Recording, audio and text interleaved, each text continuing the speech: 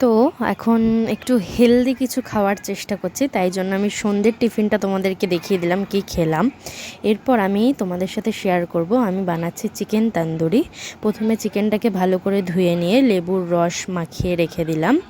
তারপর একটা এরকম ছাঁকনিতে টক দই 100 গ্রাম মতো টক দই নিয়ে জল ঝরাতে রেখে দিলাম। তারপর আদা, রসুন, নুন, জিরের গুঁড়ো, লঙ্কার গুঁড়ো, একটুখানি তন্দুরি মশলা দিয়ে ভালো করে মাংসটাকে কষিয়ে একদম মেখে রেখে দিলাম।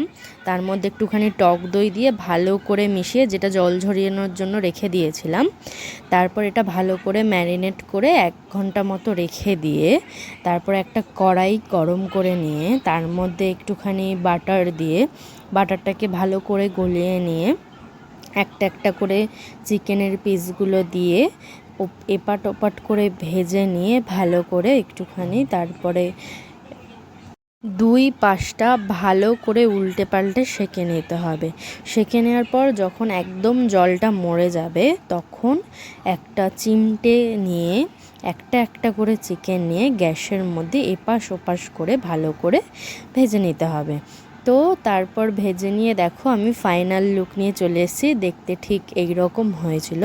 তো আজকের জন্য ভিডিওটা এইটুকুই। টাটা, দেখা হবে।